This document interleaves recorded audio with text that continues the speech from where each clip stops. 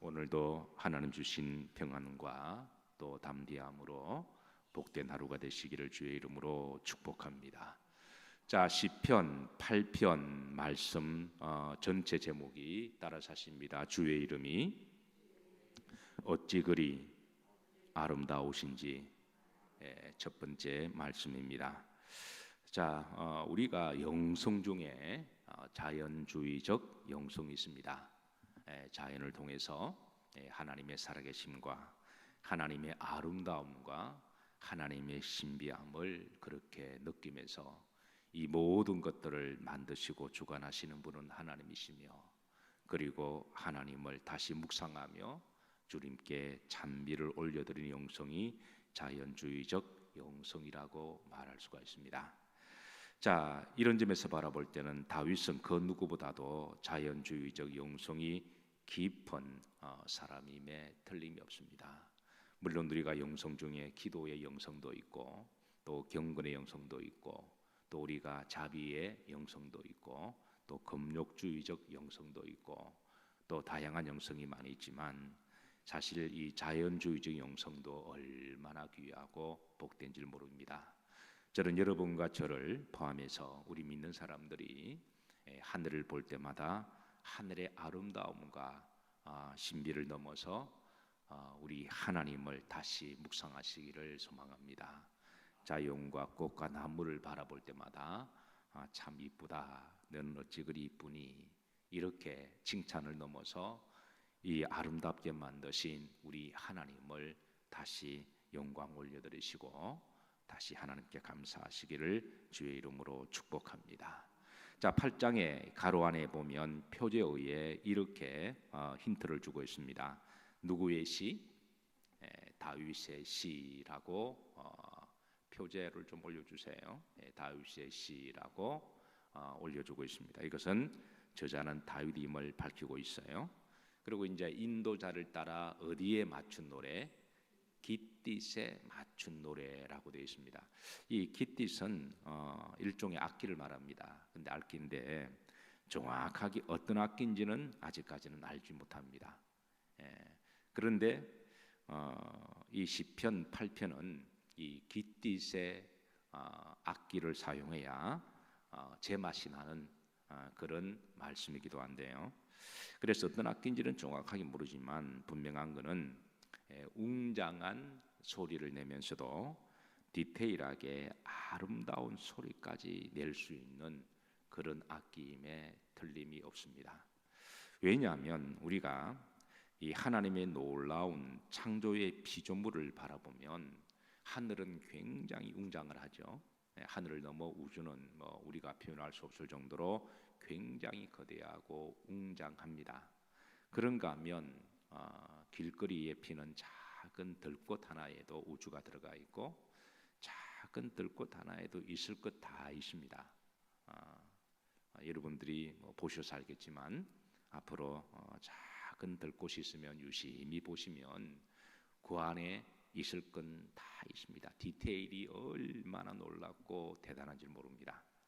그러니까 시편 8편은 하나님의 웅장한 아름다움과, 그러니까 세미한 꽃술 하나까지라도 아름다움을 이제 표현해 내는데, 그렇게 표현하는 것도 영성입니다. 영성인데 이 두 가지를 다 담을 수 있는 악기가 바로 깃딤이라고 하는 악기입니다. 사실 인간이 만든 악기는 한계가 있습니다. 여러분 잘 아시지만 현악기 중에 기타도 있고 작은 바이올린도 있습니다. 그런가 하면 현악기 중에 콘트라베이스는 현악기 중에 제일 큰 악기죠. 콘트라베이스의 악기의 장점은 악기가 크니까 좀 웅장한 소리를 낼 수가 있지만 디테일이 약한 거죠. 또 작은 이 바이올린은 작은 소리는 낼 수 있지만 큰 소리는 조금 약한 부분이 있습니다. 시간 날 때마다 목양실에서 기타를 치고 찬양을 부를 때가 들어 있습니다. 6현의 줄을 가지고. 그런데 조금 디테일은 강해요.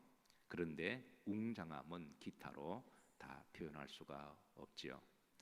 타악기 중에도 이제 제일 큰 다키가 팀판이라고 그렇게 하지 않습니까? 큰 북 4개를 가져다가 이렇게 두두두둥 치면, 그래서 어떤 사람은 이 다키 심판이를 오케스트라의 꽃이라고 말할 정도로, 왜냐하면 웅장한 소리를 한번 칠 때마다 어떤 웅장한 둥 하는 소리가 들리니까. 그런데 또 그 악기 약점은 디테일이 약한 거죠.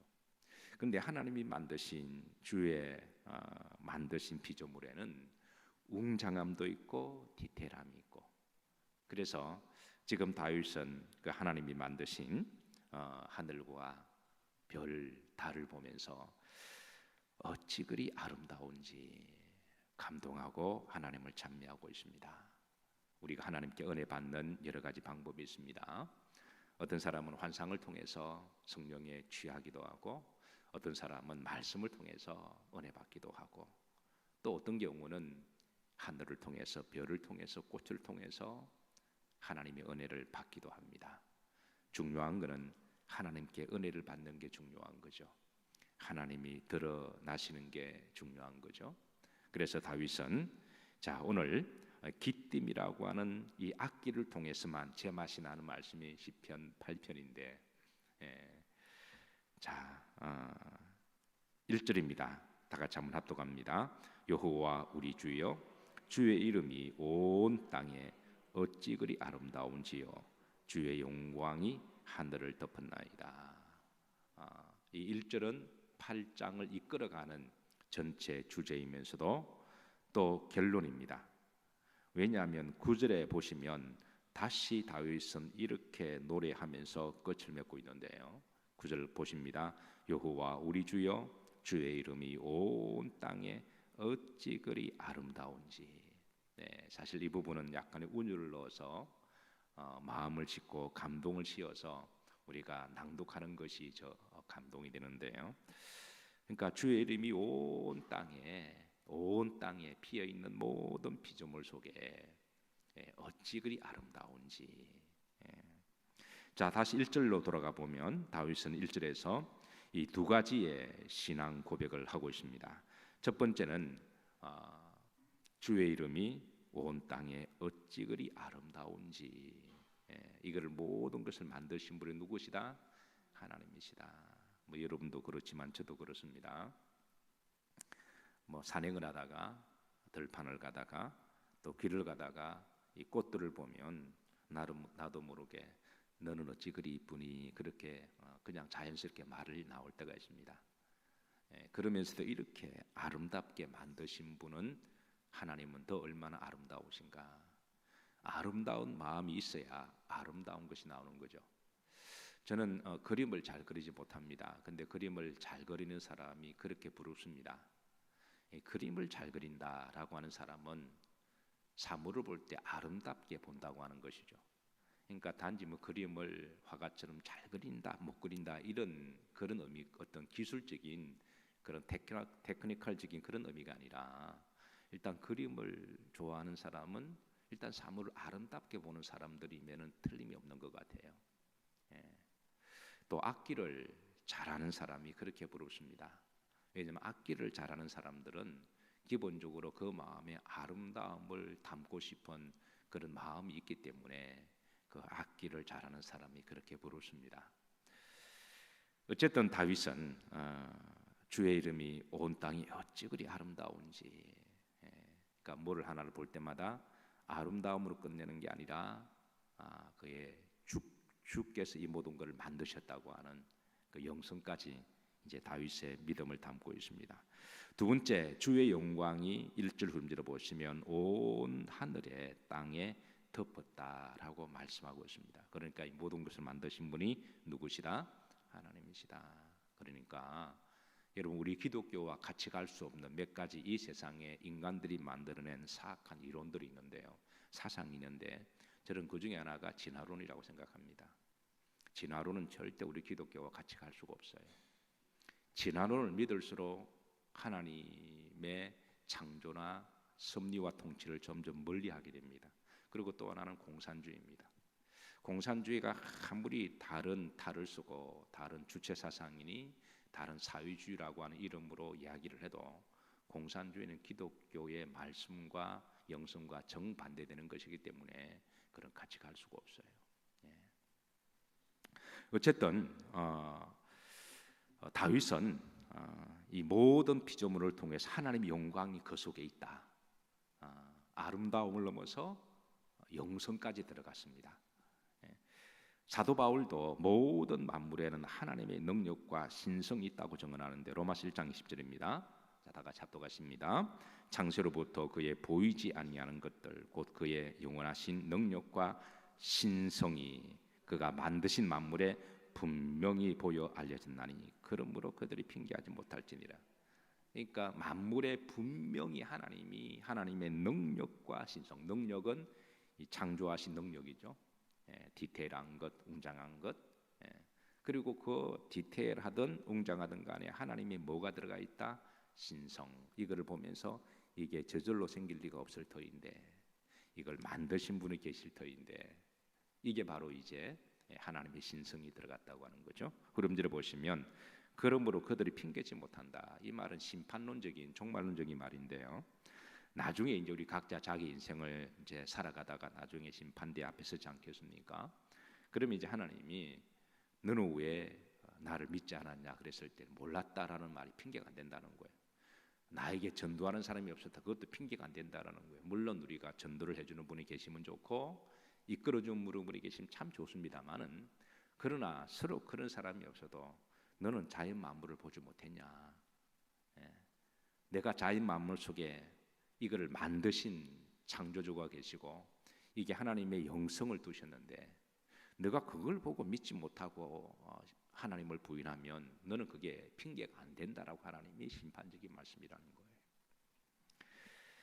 사랑하는 성도 여러분, 오늘 하루도 하나님이 만드신 모든 피조물을 보시면서 마음껏 기뻐하시고 감동하시고 은혜 받으시고 또 감사하시기를 주의 이름으로 축복합니다. 우리가 꼭 예배를 드려야만 내가 기쁜 건 아니잖아요. 꼭 기도를 해야만 내 마음이 성령 충만한 거 아니잖아요. 길을 가다가도 하늘을 보면서 우리가 기쁠 수도 있는 거고. 자, 2절입니다. 다 같이 합독합니다. 주의 대적으로 말미암아 어린아이들과 젖먹이들의 입으로 권능을 쏘시며 이는 원수들과 보복자들을 잠잠하게 하려 하심이니이다. 2절에는 두 종류의 사람을 등장합니다. 한 종류의 사람은 대적하는 사람, 주를 대적하는 사람. 그리고 후렴절에 보시면 원수들과 보복자들 이런 사람들을 한 종류로 묶습니다.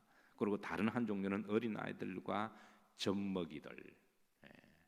그런데 이게 이제 주의 대적과 원수들은 하나님이 창조하신 피조물들을 봄에도 불구하고 그게 저절로 생겼다고 하거나 하나님을 느끼지 못하거나 하나님을 대적하는 자들.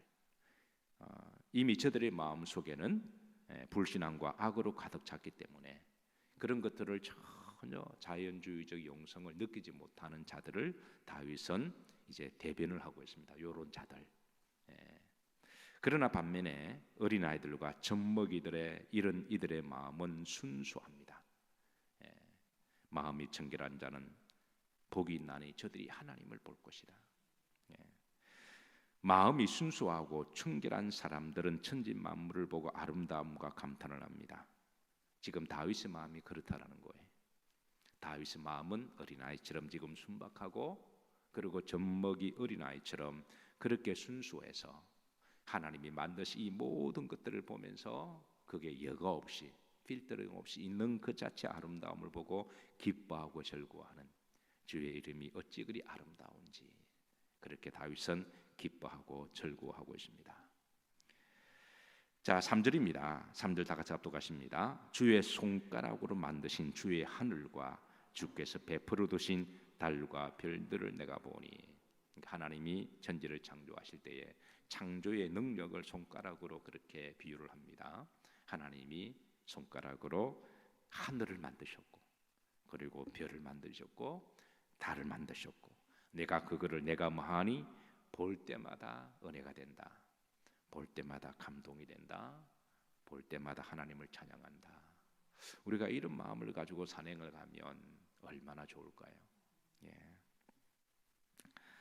자, 5세기의 성자 어거스틴이 어느 날 아름다운 자연을 보면서 하나님을 찬양하고 감동했는데요. 그는 자매록에 이렇게 기록했습니다. 하나님, 눈부시게 아름다운 분. 저는 하나님을 너무 늦게 사랑했습니다. 오 하나님, 그토록 오랫동안 계시되 늘 새롭게 아름다운 분, 당신을 사랑합니다. 어거스틴도 모태신앙이거든요. 그런데 그가 정말 하나님을 만나기 전까지는 하늘은 그 하늘인 줄 알았고 또 달은 그 달인 줄 알았는데, 하나님을 새롭게 만나고 난 다음에는 눈부시게, 하늘이 눈부시게 아름답듯 하나님이 그렇게 아름다운 분임을, 하나님 저는 너무 늦게 사랑했습니다. 이 말은 너무 늦게 깨달았다라는 거예요. 온 천지가 다 감동인데 그거를 너무 늦게 감동했다는 거죠. 그토록 오랫동안 계시되, 하나님은 마치 하늘이 존재하는 것처럼 오랫동안 계시지만 아침에 새롭고 점심에 새롭고 저녁에 새롭고, 비 오는 날은 비 오는 날대로 또 다른 감동이 있고, 그래서 그토록 오래 계시되 볼 때마다 늘 새롭게 나에게 다가오시는 분. 우리가 그런 하나님을, 그런 자연주의적 영성이 있다면 우리 마음은 늘 은혜롭고 부흥회가 되지 않겠습니까? 한국 교회가 1년에 한 차례 내지는 두 차례 부흥회를 하고 있습니다. 저는 부흥회 자체는 참 좋다고 생각을 해요. 근데 부흥회를 왜 하느냐? 어떤 목사님은 그러시더라고요. 담임 목사님이 1년 내내 설교를 하면 아무리 좋은 설교도 때로는 지루할 수도 있고 때로는 재미가 없을 수도 있다. 그래서 어떤 목사님들은 그럴 때마다 외부 강사를 모셔서 분위기를 좀 새롭게 함으로 부흥회를 한다라고 하는 분이 계시더라고요. 물론 그 부분도 충분히 이해가 됩니다. 그러나 오늘 어거스틴의 영성처럼 우리가 우리 마음속에 늘 하나님 은혜가 충만하면 그토록 오래 있지만 볼 때마다 늘 새로워지듯, 어떤 시간에 어떤 말씀을 들어도 저는 여러분의 심령이 부흥회의 마음이 될 줄로 믿습니다. 그러니까 부흥회 때만 부흥이 되고 부흥회 외에 일주일 외에는 또 부흥이 안 된다면 그건 이제 본인의 영성의 문제라고 하는 거예요. 꼭 누가 와서 그냥 불을 지펴줘야만 내가 불을 받고 막 은혜가 되고, 안 지펴주면 은혜가 없다 이렇게 평가하고 떠나버린다면 아마 그 사람은 평생 떠돌이 생활을 해야 될 겁니다. 어쨌든 이 어거스틴의 고백이 하나님은 늘 계셨지만 볼 때마다 새롭다. 저는 여러분의 영성이 날마다 새로워지기를 주의 이름으로 축복합니다. 성 프란치스코, 그가 1224년 라베르나 산에서 그가 태양의 노래를 불렀습니다. 정확하게 말하면 태양의 찬미인데요. 그런 하나님의 은혜를 받고 보니까 태양이 너무 아름다웠고 달도 아름다웠어요. 그래서 그런 태양은 형님이요, 달은 나의 누이요, 구름과 물과 불은 나의 아우였습니다. 그렇게 해서 나온 찬송이 찬송가 69장입니다. 제가 어제 화면을 보내면서 69장을 좀 불러달라고 그렇게 제가 좀 요청을 했는데, 오늘 69장 온 천하 만물 우러러 다주를 찬양하여라. 이게 성 프란치스코가 이제 베르나르 산에서 하늘과 자연을 보면서 그 속에서 말할 수 없는 영성을 가지고 불렀던 하나님에 대한 찬양과 고백이 찬송가 69장에 실려 있지만, 또 79장도 우리 모두가 다 사랑하는 찬송이죠. 주 하나님 지으신 모든 세계. 흐름지를 보시면 내 영혼이 주를 찬양하네. 오늘 참 좋은 곡을 불러주셔서 감사를 드립니다. 자, 성 프란치스코는 그런 마지막 죽음마저도 자연 속에서 이제 죽음마저도 자기 형제와 자매로 받아들였는데요. 그런 마지막 자연 속에 하나님 품에 갈 때 그는 이렇게 기도를 했습니다. 오 자매 형제 죽음이여 어서 오라.